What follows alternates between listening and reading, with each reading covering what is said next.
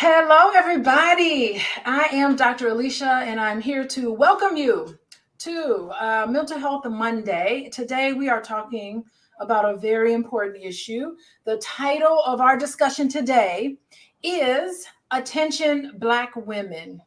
Love should not hurt. And to talk about this topic, I'm very honored to have distinguished two professionals here to talk about the complexities of domestic violence. Please welcome Paris Williams. She is a therapist. She specializes in depression, anxiety, and abuse issues. Yes, she does. Alongside Paris today is Dr. Cris White. Cris has two doctorates. So she's Dr. Cris. One of her doctorates is in clinical psychology, and her other doctorate is in industrial organizational psychology. Welcome, Paris and Dr. Cris. Thank you, Alicia. Yes. And before we dive into our discussion today, I do want to invite all of you all to text the word love, LOVE, to 87948, because you will receive updates on Mental Health Mondays and all of my future discussions. I want you to stay connected with me. I do pass out tips and information. And if you're interested in working with me directly, you can contact me at Coaching with Dr. Alicia. And after today, if you want to work with Dr. Cris, she don't have her information on there, but you can contact me at Coaching with Dr. Alicia, and I'll introduce you to Cris. I mean, what a treat. What a treat to have Dr. Cris with us, and especially Paris with us today. So let's get to the topic.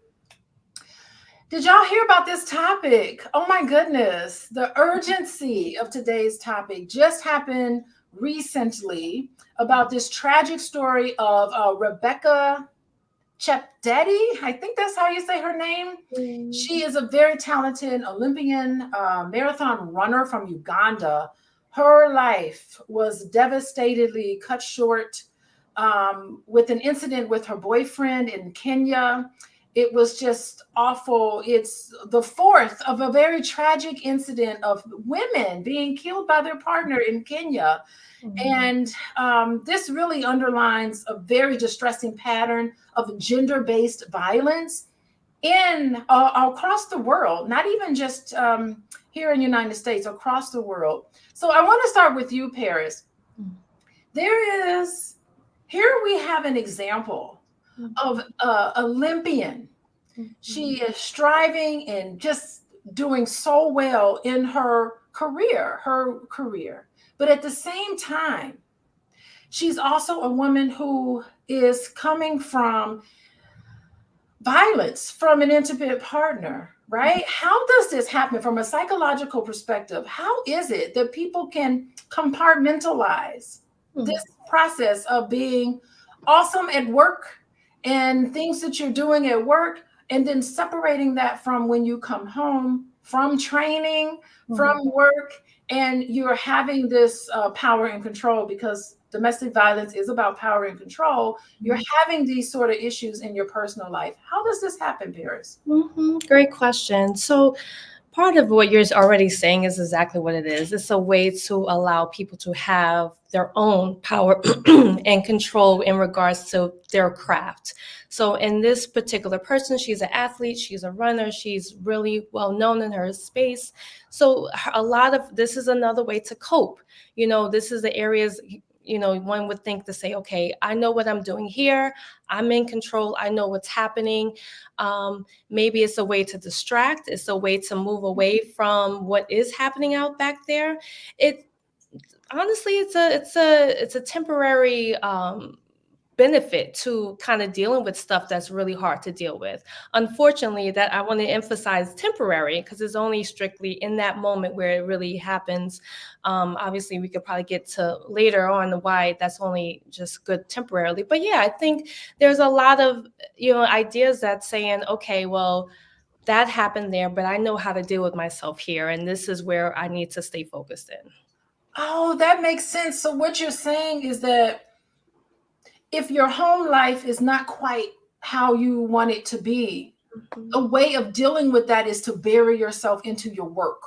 Is to say, you know, I don't have control, right, over what's happening to me in my house. But what I'm going to do as a response to that is become perfect in my craft, in my work related. In this instance, this is one of 4 athletic women who are doing well athletically and burying themselves into something they can control, which is a way of not addressing the fact that your personal life is falling apart. Oh gosh, Dr. Cris, weigh in on some of this. How is it that this compartmentalization is happening with a lot of successful women, which tells us that you cannot look at somebody and tell if they're experiencing intimate partner violence? Right. What does this look like, and what are some signs in the workplace that often get overlooked? You know, that's a great question, because you're right. A lot of times, I think because of the shame involved, fear, not feeling safe to divulge your situation, fear of being judged, those kinds of things, a lot of victims are more hesitant to come forward. I think, you know, when you find yourself around colleagues or friends and you're seeing signs, you know, there's obvious things like physical signs, bruises, cuts, those kinds of things especially.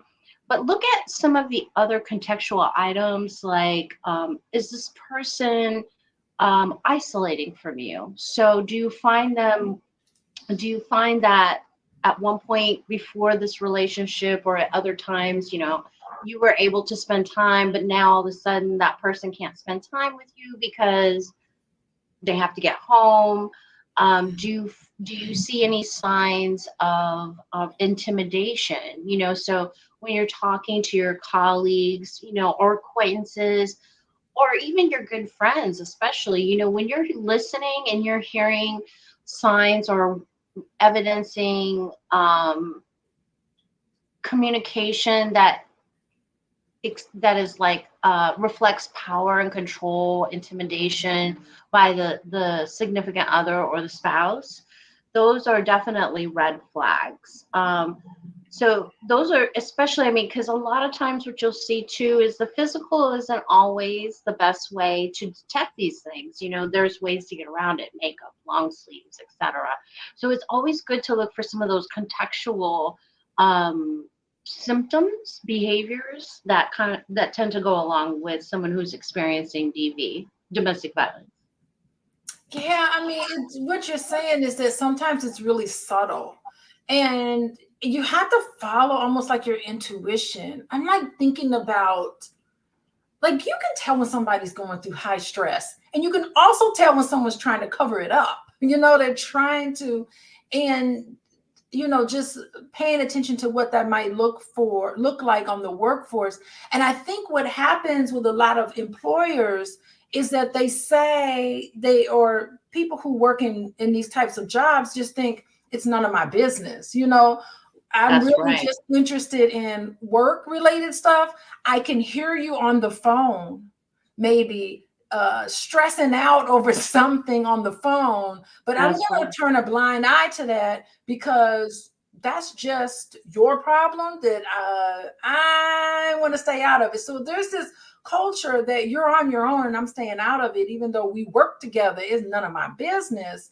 But I really think we need to change some of that. We need to change how it's none of my business. And people Absolutely. think that work environment has to be so sterile. You know, I mean, you really should get to know someone. I know in I work at a small Catholic university. So at one point things were a little more, we got to know each other. We were collegial with each other. And so that's where like that sort of collegiality is so important in these instances. So you guys want to say something about any of that, Paris or Dr. Cris? Well, you know, I just want to also highlight just a couple other thoughts regarding like the behaviors. Even if you see sudden shifts, mood shifts, kind of things that kind of come, you know, it depends on how quick it's happened. So, you know, But if you do notice someone being irritable or something, someone, or just even their work productivity. I know we were talking about initially of how with the athlete, you know, she was really great with her craft, but then on the opposite side, the work can decline, you know, in the sense like there's things going on, you don't know what's happening. Maybe they were really, they were a little bit more on their work, and then now they've kind of like declined as far as productivity, or just as we already talked about, showing up to work, things like that. So, you know, I guess I would consider those also, you know, when you look at someone, what is happening. And a lot of people don't go into the idea of what's happening in the home life, or in the way of I guess there's a lot of judgment that shows up first. You know, and when we think about, it could be something else, like something deeper than just simply, you know, someone's being lazy, or you just have your mood swings, or whatever the words are. So anyway, but that's something to think about in that area. Very good. Dr. Chris, did you want to add anything to that before we move on about workplace? I mean, I absolutely want to say Paris is right. You know, I think one of the things, whether you're talking about, especially when you're talking about a work environment, but especially even in realms of being an acquaintance or even a friend, I think the sticky point or the difficult area is, do I intervene? How do I intervene? Because, you know, we want to say, oh, people's place is private. I think when we're talking about this topic, though, we have to go beyond those boundaries, because when domestic violence is involved, we're talking about safety. We're talking about potential lethality of these victims. So that is what I think goes against the grain of typical situations of why you would say, okay, no, that's their private life. Let me not intervene. And also I would say, you know, there's no harm in asking a question, right? Yeah. There's no harm in letting, because one of the things in asking that question is letting that colleague, friend, acquaintance know, I care. Yeah, that's good. And you know what, Chris? Actually, considering your expertise in industrial organizational psychology, what do you think like workplaces can do to better support victims of domestic violence and ensure that it's a safe environment? Because I don't know, in my mind, I'm just thinking sometimes these men, and you know, they'll come up to your job, they'll come up to your job and cause issues because it's about jealousy and it's about control. So, you That's know, right.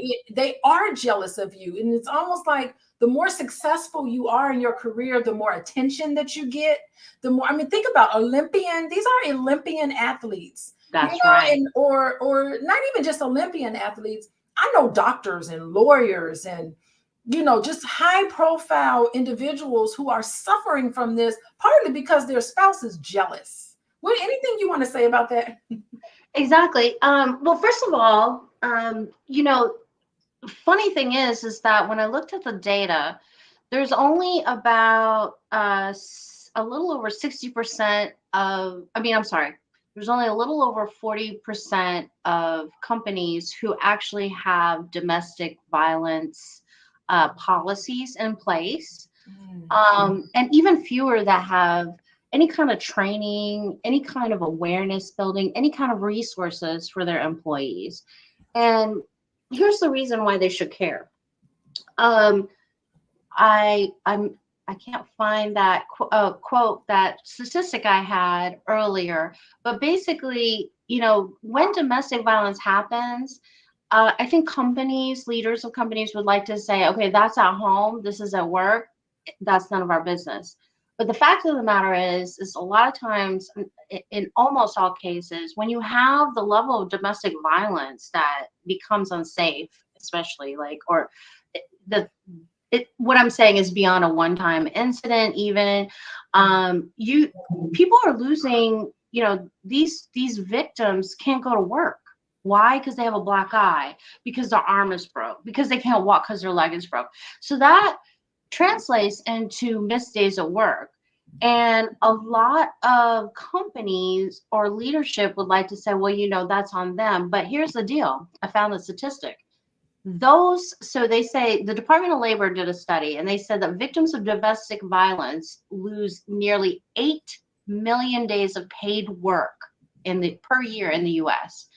But here's where you get the leadership's attention. That results in $1.8 billion of loss in productivity. Okay, so now you're speaking their language. And so that's why they need to pay attention. That's why you get them to pay attention. And what companies really need to do is not just have that policy, you know, again, that's along the leadership's kind of focus, you know, making sure they have they're not liable, or they have the legal areas in place. But also, this is what would recommend or motivate them to have resources, to start having training, to build awareness. What does domestic violence look like? So that, you know, you have this peer-to-peer support, as well as like leadership to employee support. The support all around you in the workplace. And again, if you're talking to leadership, what that will translate for you is less of lost productivity. But what it really can manifest for the victims is safety, resources, a way to get out of the situation. Wow, that is really interesting. So you're saying, along with this public health issue, because you have to go to the hospital and have all these resources, it is also an issue with work productivity. So turning a blind eye and not understanding these signs and symptoms of domestic violence in the workplace, it is now costing $1.8 billion. So wake up and pay attention to what's going on. Right. This is so enlightening, and I just want to thank everybody for joining me today. Hello, everybody. By the way, if you want to get updates on when I go live, you can text the word LOVE, LOVE, to 87948 to get updates. Y'all, follow me on Instagram, Coaching with Dr. Alicia, my Instagram. I post as much as I can on there. And of course, if you're interested in working with me, individually, couples, or family, you can find me here at coachingwithdralicia.com. And then, of course, if you want to work with Dr. Cris, you can contact her at coachingwithdralicia.com. She is on the East Coast. But she's on the West Coast. The West Coast. Okay, hold on. Let me just tell y'all. Dr. Cris is on the West Coast. I'm in the Midwest, and we got Paris Williams here on the East Coast. And so we got the whole country basically covered. Okay, that's right. That's right. Side, East side, and I'm in the Midwest, so all of us are covered here today, and we are professionals. And I think it's so important to talk about this topic. And the title of today's topic for Mental Health Monday is "Attention, Black Women. Love Shouldn't Hurt." Now, why is this important? So I did my own kind of look. I was like, what's going on with Kenya? Because in my mind, I'm thinking, what? This is the fourth incident in Kenya where there's been this sort of issue. Then I looked up Kenya. In the country of Kenya, the Bureau of National Statistics in Kenya found that 34% of the women had experienced physical violence. Okay? Then I thought to myself, what's the case in United States? Right here in United States of America, 25% of women have experienced intimate partner violence in the United States. But y'all know I'm always interested in finding out what's going on with Black folks. So I looked, what is the issue? So the Institute for Women's Policy Research, they say that in fact, 40% of Black women report experiencing intimate partner violence in their lifetime. You know what this means? This means Black women, you are safer in Kenya than you are right here in the United States. Safer in Kenya. Kenya. We think about Kenya, we think of Kenya. Now, Kenya has great cities, right?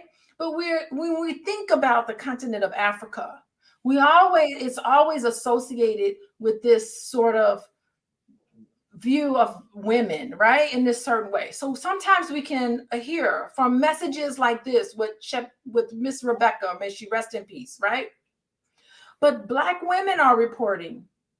And it really is showcasing why we need to talk about this today, because we need help, you guys. Our communities need help, because think about 40% of women. Just think about 10 women, 10 Black women, about half of them have experienced intimate partner violence.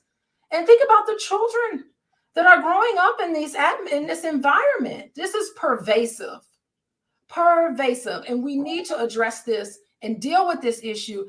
Paris, share some insights on domestic violence is uniquely impacting us, Black women. And what would you say maybe societal factors? What is contributing to this?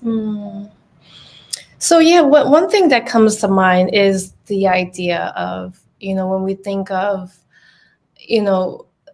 one thing I do hear a lot is you say angry Black woman, right? Like that statement, that idea of, so, in that being the case, I see a lot of people shying away against, just really reporting it, which, that is a pretty high number reporting, 40%, that's a very decent size. But the thing is like how Black women come into this is simply just, how do we learn how to, understand ourselves in the process of we're dealing with someone else, right? So the key is, I look at this and see with this misconception of angry Black woman, people, there's a lot of shame to report this. Like, what does that mean for me?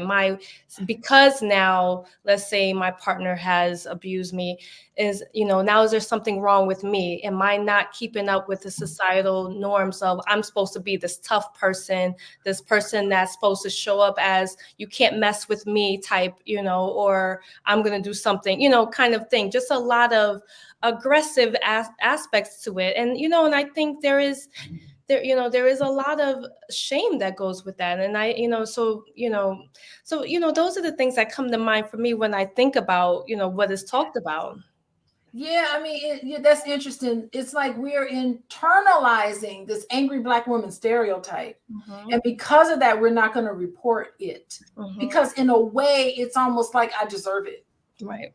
This is the norm of what I deserve, because Black women internalize those stereotypes about themselves when actually you deserve to be mad. You should be upset when something like that happens to you. You have anger toward your partner when they put their hands on you and they abuse you. And remember, physical abuse is just one type of abuse. We have psychological abuse, emotional abuse, financial abuse, a lot of different ways in which abuse kind of surfaces itself. Physical abuse, it encompasses all of those things. Dr. Cris, what do you have to say about that? I'm really struck by the cultural factors that really play into this higher frequency or higher incidents that occur in in the Black community versus, for example, the white community.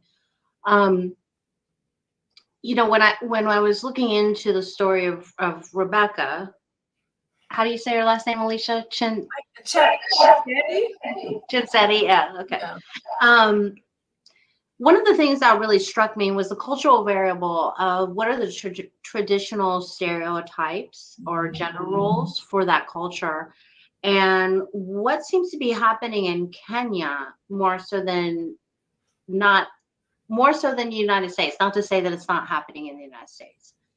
Is this idea of those athletes, including Rebecca, became their immediate and external family's breadwinners, which is that stereotypical role, especially in other cultures more than you see in like white mainstream Western cultures.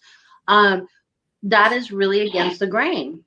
And when I think now that's in Kenya, and then I think about what especially happens in America, and the fact that you already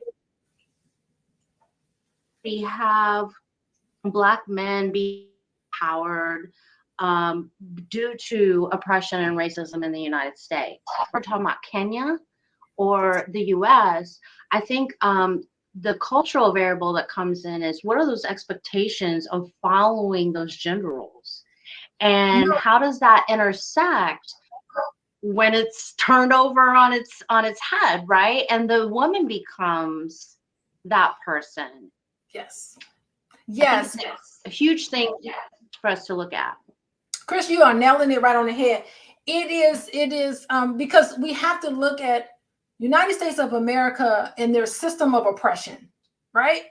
It's easier for a lot of Black women to get ahead than it is for Black men, because Black men are seen as way more threatening. So what does this mean in our interpersonal relationships? Is that Black women, just like the breadwinners, because if you're an Olympian runner, you're getting endorsements, you're getting money, you're getting all of this accolades, where a lot of African men and African American men are often overlooked because of the racism, right? That's there. That's right. And That's and right. because of the patriarchy, thinking that this mindset of how I am less than a man because my spouse is doing better and making more money and being the breadwinner, that sort of thinking. I'm not saying this is across the board, but those numbers, come on, Chris, me and you, we took that stats class. We understand what those numbers mean, right? We understand that we have to look at this because there is something going on. Luis, look at Luis. Luis is saying, what about basic teaching? Keep your hands to yourself. Boys don't hit girls. You got to respect women. Thank you, Luis. Yes, it is this sort of thing to model respectful interactions. So thank you, Luis. Hey, I just want to say hi to people in here. Jerry is from Hawaii. Oh, look at Jerry with that nice car. Okay. And then I just want to welcome everybody. Robert is a fan of Dr. Watkins. Yes, we are. I'm a big fan. I'm his number one fan, I want to say. Yeah, so this is very interesting. One of the things that I thought about when I thought about this topic, I am teaching I'm teaching this research class this semester, and in the spring semester we're reading this book called the Immortal Life of Henrietta Lacks, right? And so we're talking about this healthy paranoia that African Americans have with the systems of healthcare systems. But this is also true, I think, of the criminal justice system and the police departments. And I think like this is becoming such an issue, is that I'm not certain that Black women feel comfortable asking for help from systems. So if they go to the police department and file a restraining order against their partner, do they know that their spouse is going to be, or partner is going to be treated fairly? So it will have them where they just don't want to underreport.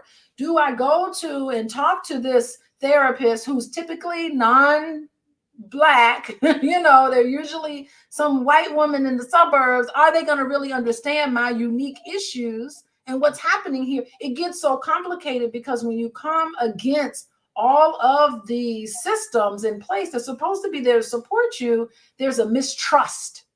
That's right. I don't know. Paris, you want to weigh in on this mistrust of these systems that are there that keep Black women in particular from getting help? Yes. And systems, people, I think it's just general, like a strong mistrust. And, when we think about the idea of domestic violence, and especially being a survivor of one, it is hard to trust in general, like you said, to a therapist, to the police. One big component that goes along is vigilance, being hyper-vigilant. So it's like the idea of, is the partner going to come around? Who knows? There's a lot of psychological involvement there. So I think that the idea of mistrust is like a huge factor, because even when you start off with dealing with this partner that you're working with, or you're with. I mean, maybe the assumption that you're going into it with some level of trust going with this partner, and obviously this person betraying them in a heavy way, in a very strong way, and so many levels. So it's like, now who's safe? What's around me that could be safe? So yeah, I mean, it's so unfortunate in that space, and that's why a lot of survivors are under or not reporting, as you just described, because again, what will happen next?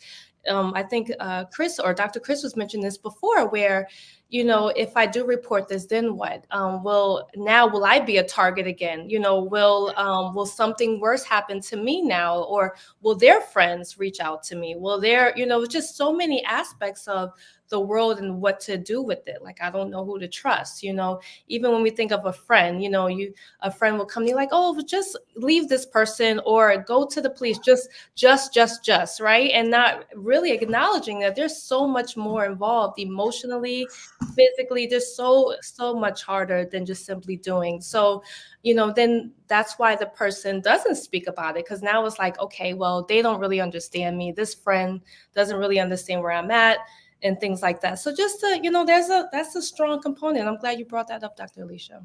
Yeah, and it seems like R. McClure agrees with us. Look at her sitting there. Yeah, American abused women must turn to a systemic oppressive systemic system for help. Yes, that is so true. You have to turn, like, where else do you go? You really have to turn to these issues. And I mean, it is a legitimate thing. You call the police and the police comes to your house, and you don't know what's going to happen when they get there. We don't know what's in the mind of these police officers. We're afraid of law enforcement for good reasons. That's right. Oh my goodness. Yes. I mean, so the issue is that, and meanwhile, we still have a lot of hurt families that continue to suffer. And you made a great point, Paris. Why don't you just leave? Mm-hmm. Well, you know what? I don't think that's the best advice. Mm-hmm. The best advice is what Dr. Chris mentioned, is safety. Mm-hmm. Talking to someone about how to be safe, and actually not encouraging them to leave, because what do we know about women that try to leave an abusive situation? It's frightening, and it is potentially dangerous. It's something that you need to prepare for.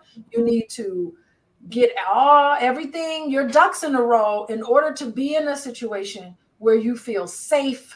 Mm-hmm. It's all about safety with Dr. Chris. Did you want to say more about what could be some answers, solutions to this? Because people cannot just leave these once you're in this abusive cycle. Yeah. And what can you do to get out of it other than just leave? Dr. Chris, you want to talk about that? So thank you so much, Dr. Alicia, for highlighting that point, because I think a common misconception is that once you leave, you're safe. And as a matter of fact, I think the first 24 hours that you leave a domestic violence situation is the most dangerous. And it's especially even more dangerous if you're pregnant, if you're a woman and pregnant. Yes. So, yeah, it's definitely, if I could say, if there's one thing to bring awareness to the general population about this topic, or people in their lives that may be experiencing this, it's not that easy.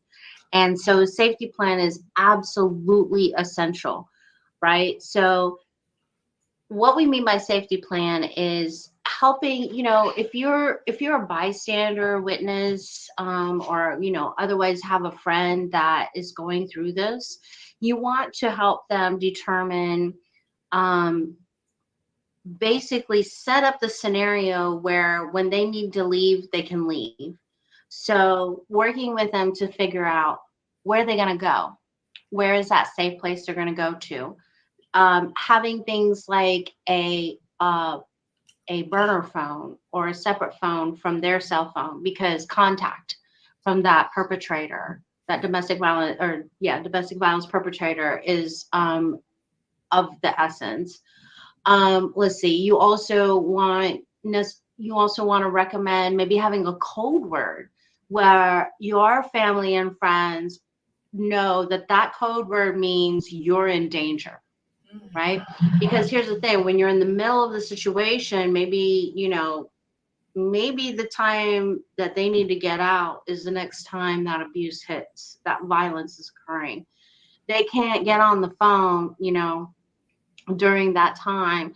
That perpetrator is not going to allow that to happen. And so having a code word, whether you text it or you call it, having a go bag.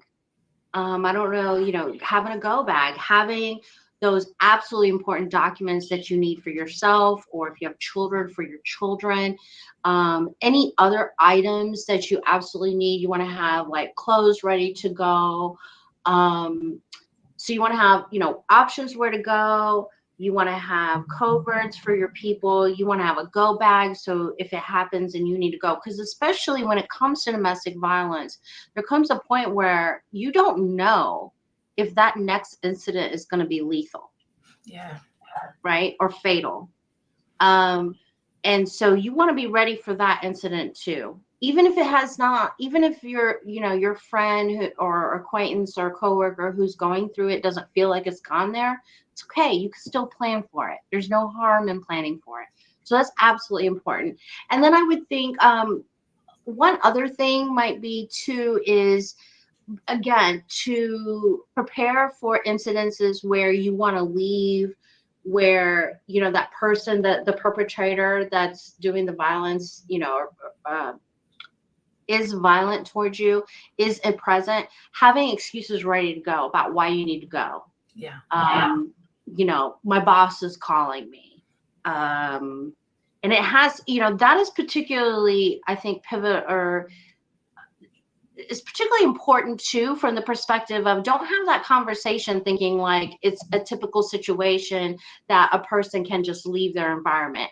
Have that conversation, because in a way where you remember that that perpetrator is controlling and intimidating that person. They're isolating them, right? So it's got to be good excuses. They got to be valid and good excuses. It can't be like, oh, I'm gonna go down the road to see my best friend, because guess what? That perpetrator is going to prohibit that, especially if you're in the middle of a actual dispute. Yeah, I think this is really good. I like the list of things that you talked about with safety planning and getting a neighbor involved. You have to have your trusted person who's aware of what's going on and can support you when you're in that situation where you feel like safety is a problem. And it's particularly an issue when there's children involved, because chances are, what did cognitive warfare saying, get out? Well, you can't get out. You got kids with this person. It is so difficult to get out when you have children. You'll be connected to this person in some form or fashion forever. So safety is a big issue, particularly for the children. And remember, domestic violence is not about anger management. No. It is about power, and it is about control, and these ideas about women and where they should be in life and everything. So as we wrap up today, let's have Paris say last parting words and where people can find you. Chime in about this entire topic today. Yes. I also want to quickly add a little bit more to what Dr. Chris said, because one thing I do think is super important is, we're talking about safety plan and things like that, but the other piece that of the survivor, there's a lot of psychological aspects showing up, right? So you think of like you said, Dr. Alicia, you mentioned about the abusive cycle. And sometimes it doesn't just leave, like even if all the safety planning has taken place and we went to this next place, you never know what could happen after. They could come back, meaning the survivor going back to the perpetrator, to the person who's harmed. So, we have to really consider another major factor of, and this is just to the people who are going there, like it may happen again. This may be a cycle. And again, so part of the work is about looking at psychological help, looking at a therapist. And I know we talked about these systems in place. Sometimes it's hard to really speak up and talk about these things, but part of it is even examining self. What about what's happening for me, and really looking at this in a more deeper way. And and kind of, and part of this work is again, like maybe allowing and not just getting away, but also seeking the psychological support groups, because there are those available. There's the domestic abuse support groups. I have them actually listed here. One is called National Domestic Violence Hotline. There's a phone number one could call, 1-800-799-SAFE.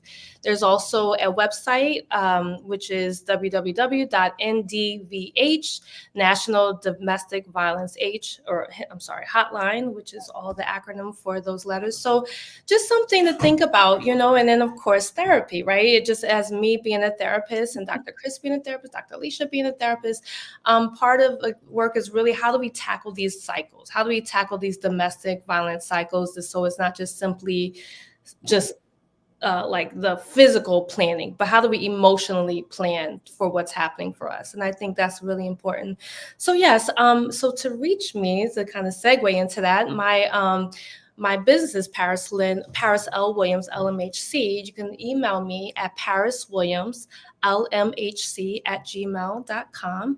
I could be found through Therapy for Black Girls. It's a third-party website, but you could just Google my name, go into that space and put in my name, Paris Williams, as well as helloalma.com. There's another third party. You could just put in my name, Paris Williams. I'm in New York City, New York State.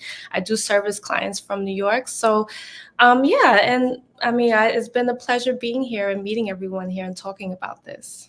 Yes, thank you, Paris. Paris, you bring a really good point up about the attempts. It really takes, I think it's like 7 attempts. Yes, 7. Of someone to try to get out of an abusive situation before they actually get out of it. Mm-hmm. So, I mean, the chances are they leave and then they come back because there's still some things that need to be worked through. And it's not always easy to leave. I mean, think about the financial issues. You have children with this person. There is some love there. Mm-hmm. But you don't have to be with everybody you love. If you love that person, don't mean you need to be with them. That don't make a good partnership, clearly. So, there could be some reasons, anyway, perpetrators of domestic violence, a lot of times they come from a very unsafe place for themselves. So if you identify with some of that and connect with some of that, it's easy to make excuses. You think you can love somebody through their pain and their dysfunction, and you cannot. You can't. You cannot love somebody through their pain and dysfunction. If they have a troubled childhood and they're not willing to address any of those issues and they take those issues out on you, you do not need to stay just cutting through some of the myth there. You cannot do that. So anyway, Cris, you can wrap up and tell everybody how to meet you. Actually, people can reach out to Cris. Y'all don't know. We're therapists. We're not public speakers, but we are damn good at what we do. If you want to hear somebody who's a public speaker, you can go look at my husband on his channel. That's what he's been doing for 30 years. But for 30 years, we've been doing the work, and for a very long time. So we know what we're talking about, and we spend all day listening. And so now we're talking. So anyway, thank you, Brian, for reaching out to us. Thank you. He loves the content. Come back next Monday, Brian. Woo, we got a good topic next Monday. And by the way, if you want to meet with me, wrong one. Oh, text love, not morning. Text love to 87948. And you'll get information about next Monday. I'm having them back on, so y'all get used to their faces. But Cris, to end the show today, anything you have to say, parting words? They know to reach you. They can go to coachingwithdralicia.com. I shuffle them over to your way because there's enough people that need some therapy here. Anything you want to say? I just want to say thank you for having me. This is such an important topic. There's clearly we can see from the data that there's a lot of need out there. And I appreciate especially Paris's comments recently about, needing to deal with the emotional aspects.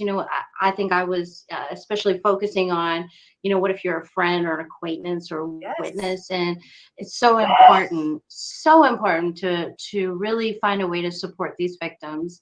It is not an easy situation. And it's as we know with the Black community, especially, it's not always the resources and people that are available aren't always safe. So thank you again so much for having me and letting me kind of share the information I have. I certainly hope going forward that, we can further organizations getting involved to be just another aspect of the community that helps to stamp out the frequency of domestic violence all around. Beautiful, beautiful, Dr. Cris. Okay, you guys, I'll see y'all next Monday. We'll see. Follow me on Instagram. I'll put up a post about who's going to be on and what's going to be on. But anyway, thank you to Paris. Thank you, Dr. Cris, for joining us. Don't forget, Mondays, 8:15 Eastern Standard Time. Be part of the dialogue. And look at the show notes. They give you information on who to contact and who to reach out to for if you need help with domestic violence. Goodbye, everybody.